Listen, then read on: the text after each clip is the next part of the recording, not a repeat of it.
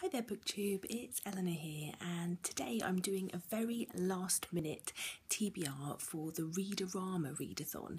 I'm just suddenly decided that I'm going to take part in this, but unfortunately it's quite late at night and my daughter is asleep and I'm also at my parents' house, so I'm going to be speaking quite softly, I'm afraid. So my TBR is following on with the challenges that have been set. So I'm just going to get straight into it and document what I'm going to try and read. Obviously, because I'm at my parents' house, I haven't got a lot of the books with me, but also a lot of these are on Kindle, so I'm going to try and show you pictures of the front cover on my phone and hopefully you'll be able to see them. So first is one which you have to pick out of a TBR jar or someone else has picked for you. Well, this one fits in with both. It's both out of a TBR jar, which is my TBR for my Booktuber Recommends project, but it was also picked obviously by the Booktuber who picked this book for me, and that was Sarah from Books and Junk, and that is Significance by Shelley Crane.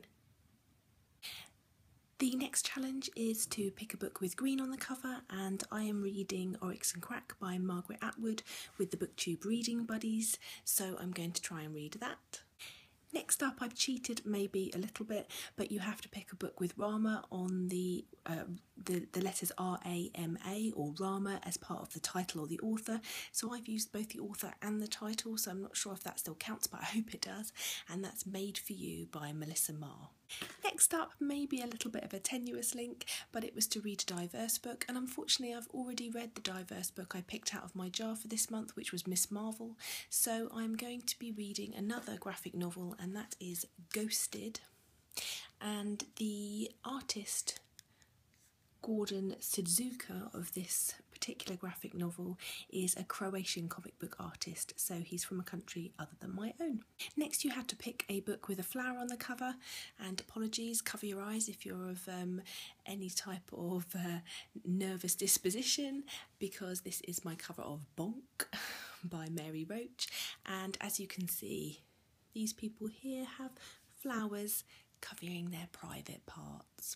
This is a book about sex, which is written by Mary Roach, and I love her books, as I've said before, so I'm probably not going to finish this week, but I'm going to delve into it at least.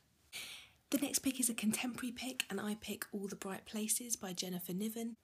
I'm reading this hopefully with Booksgeek Movie Freak, but we still have to sort of finalise when we're going to read this, but hopefully I can convince her to try and read it this week as part of this challenge. And then the final one is to read the last book in a series. Well, this is the last book in a series that is currently out, if that makes sense. So it's the second book in a series.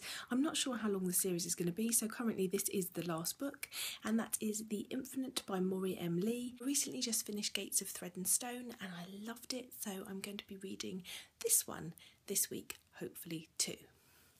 That's an awful lot of books for this week, but I'm just going to give it a good go. I'm feeling positive, I'm looking forward to all these books, but I am also doing a buddy read this week starting on Monday, which is Red Rising by Pierce Brown, which unfortunately didn't fit into any of my categories, so obviously that's going to take precedence because I'm reading that with someone else that's been planned for a while, so we'll just see how I get on and I'll just try my best.